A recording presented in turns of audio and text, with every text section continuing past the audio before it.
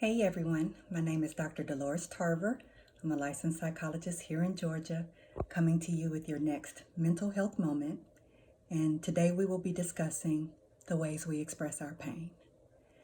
So I am fairly certain that you at this point have seen a lot in the news that may be overwhelming to you currently with regard to the racial climate in our country.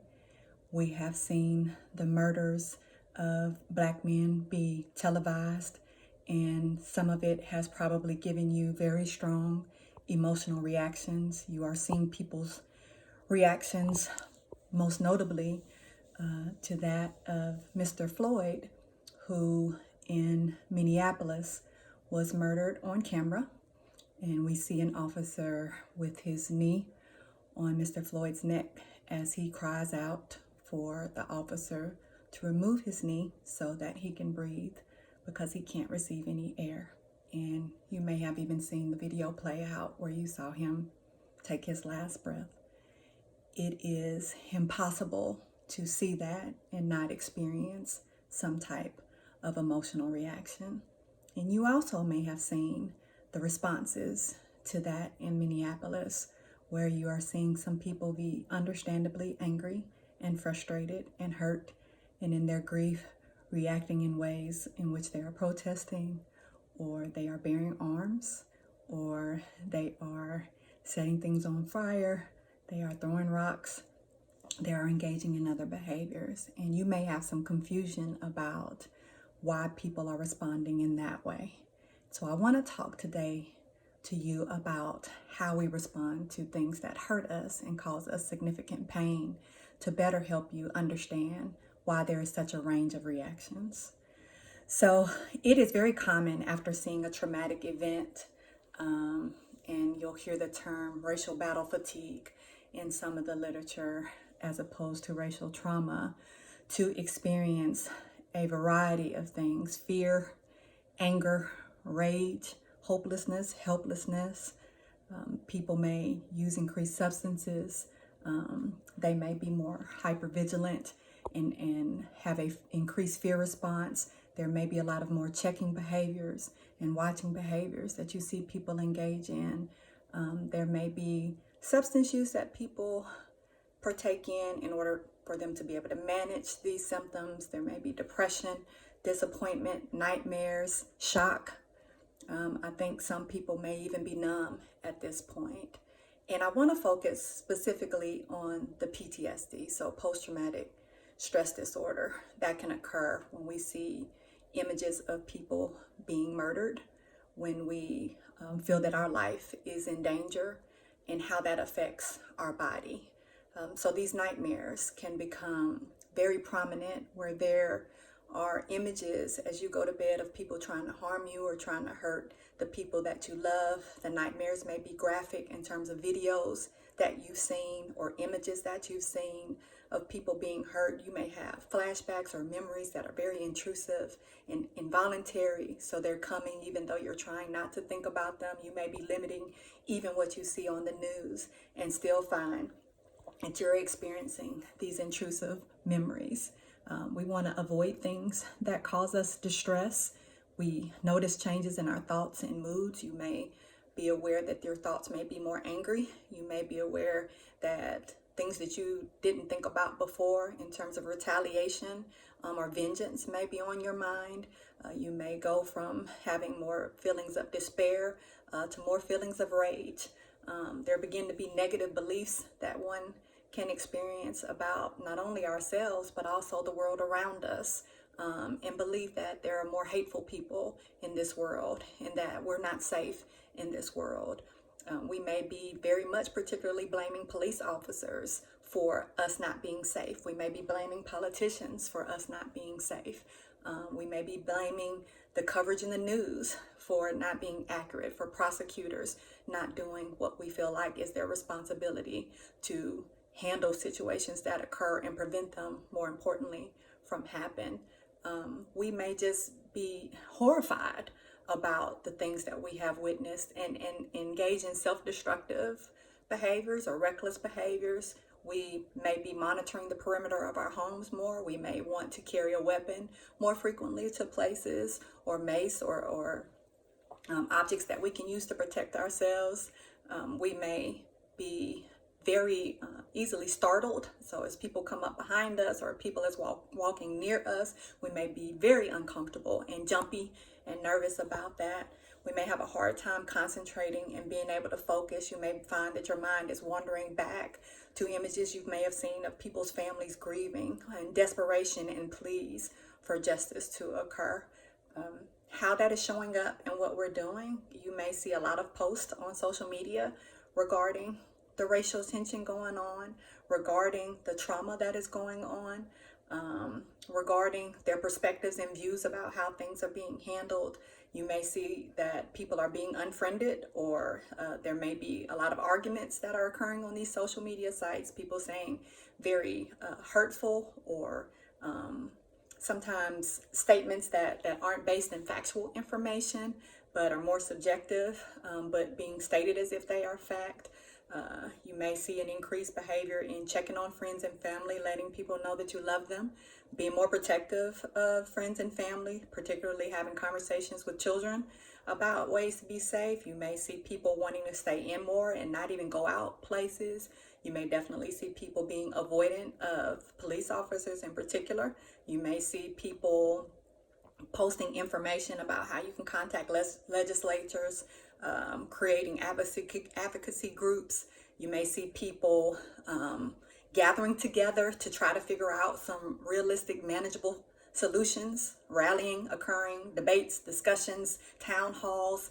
And you also may see some fighting, and you may see some looting, and you may see some fires, and you may see some very angry people who may be attacking police officers, attacking police stations, attacking cars, places that they may attribute to being the cause of this racial injustice that's occurring, and also that may not be addressing things in the way that people believe they should be addressed. So let's talk about that, because I know a lot of people make statements such as, why be destructive? How is that helping your cause? Or I don't understand why that would be an acceptable response, or that's just an excuse for people to engage in behavior, or why aren't we talking about black on black crime, or why aren't we showing the images of officers, white officers that kill white people, or why aren't we showing images of black officers that kill black people, right? We begin to talk about other things that may not be related at all to why someone is experiencing their current pain and addressing the current situations that are going on. So here's how I would encourage you to think about and perceive things possibly a little different. It allows us to be more empathetic when we are able to see ourselves in a situation, when we are able to connect with someone else's pain. So think about how you would feel if you saw your loved one on national TV, on social media, murdered right in front of you. You see them take their last breath. You see them plead for their life. You see them afraid. You connect with their pain and wonder what thoughts they might have been having, knowing that they were going to die. And you just see people standing around, not doing anything to help your loved one. Think about if that is your baby, your infant. Think about if that's your daughter, your son. Think about if that's your grandmother being placed face down on concrete and handcuffed. Think about if that's your husband or your wife, who you watch being strangled or choked or beat right in front of you. Think about what it's like to lose someone and know that they were by themselves during this loss without the people around them that loved and cared about them, and knowing that there's nothing you can do about that situation or bring them back.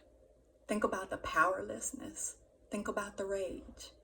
Think about even if you have a loved one in the hospital or a nursing home and you find out that they died due to negligence, that something could have been done to prevent their death and it wasn't. How would you feel? Would you be as patient? Would you be as kind? Would you be as forgiving? I know that a lot of us like to think that we're able to think about it from another person's perspective. Think about it from the doctor's perspective. Think about it from the the officer's perspective. Maybe there were some other things going on we don't know. That's a way that we dismiss the real emotion of the loss of this person's life. And the reality is, when someone loses their life and we feel like it was an unjustified loss, that it did not have to occur, that it occurred due to negligence, that occurred due to hate. What if you found out that your loved one wasn't treated in the hospital simply because of their religious affiliation? Oh, this is a Baptist hospital. You're Methodist. We're not going to treat you here. Think about that.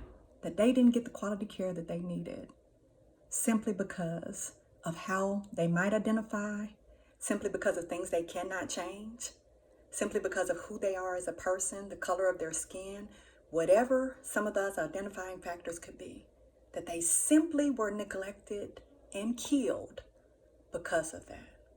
Think about if that was that dog you love, who is a member of your family, and someone walked up to your dog and shot your dog right in front of you.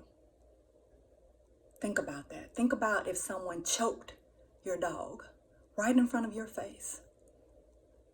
Think about those people that leave their animals in cars and it's hot and they die. Think about that. Right? We have to connect with the pain that people are experiencing. What is it like to be the person who knows they are going to die? What is that pain like for that person? What must flash through their minds? That's the place of empathy that we want people to be able to understand. Don't dismiss a person's pain simply because you cannot connect with what they're going through. Try to connect with what they're going through. Allow yourself to feel whatever those range of emotions might be. And allow yourself to think about, how would I want things to be handled if that were my loved one? If that were my son who I just saw murdered on national TV, and the video will be circulating throughout time, how would I want that situation to be handled? So here are some other ways that we can respond instead of with judgment or with criticism or with making comparisons to other people's situations or making comparisons to other issues that aren't related to the one that we're addressing. One, we want to validate that people are able to respond in their grief and their pain and their trauma in the way that they respond. We are not judging how people respond. We are not saying that one response is better than another. We are simply understanding that you are responding out of pain, and pain affects people in a lot of different ways. Another thing that would be helpful to do is think about this family that won't have this loved one there and the images that they have to live with for the rest of their life. Imagine they have to hear and won't be able to get out of their heads their loved one taking their last breath, pleading for their life, pleading for their life. Think about that family and how difficult things are going to be for them for the remainder of their days. You can support foundations, you can support movements, you can get on boards, you can work for legislative change, you can have tough conversations, you can sit and listen to someone talk about their experience with racial trauma. You don't have to fix their issues and their struggles and their racial battle fatigue. Simply listen to them so that you can better understand and talk to your kids about how to be healthier, more thoughtful, and respectful beings. These are the things that all of us can do. You all are mandated reporters. It's not just clinical providers. It's not just officers. Like, all of us are mandated reporters. When we see someone in pain, being hurt, then we need to make a phone call. Yes, you can call the police on the police.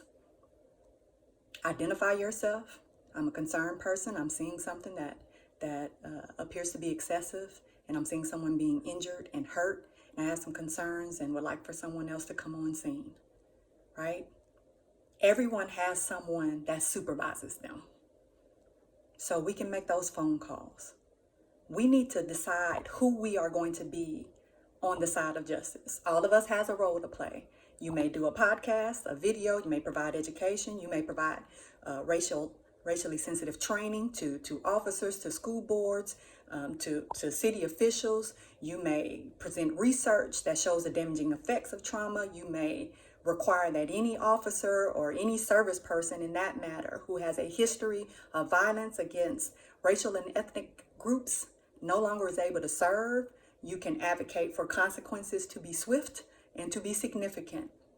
You have to figure out whatever your balance is going to be with how much you take in, because I'm very aware that I don't want to trigger people's PTSD. There may be some videos that you don't need to see, your children don't need to see, but you can still talk about what was addressed in the videos, even if you don't look at the video. So you have to find your balance with that. But what I don't want people to do is avoid. And let this be another discussion that doesn't go anywhere. Everyone needs to have an action plan for how we're going to address this. How are we going to manage this? How are we going to create more situations in which less people will have to see their loved one being murdered? Okay? So one, I want you to take away from this video that racial trauma does exist. Racial battle fatigue. People are tired. They are scared. They are angry. They are frustrated. They are powerless. They are hopeless. They are fearful. But they are also very empowered to make some changes. And they're able to express whatever emotions they have around their fear, around their anxiety, around their trauma, around their grieving in the way that works for them. Two, we all need to be addressing these issues. So we're going to figure out the ways that we're going to advocate, how our children are going to advocate, how our places of business are going to advocate. Three, we are all mandated reporters. So when we see something happening, we need to let someone know. We need to intervene. And four, we are always stronger together. Be encouraged.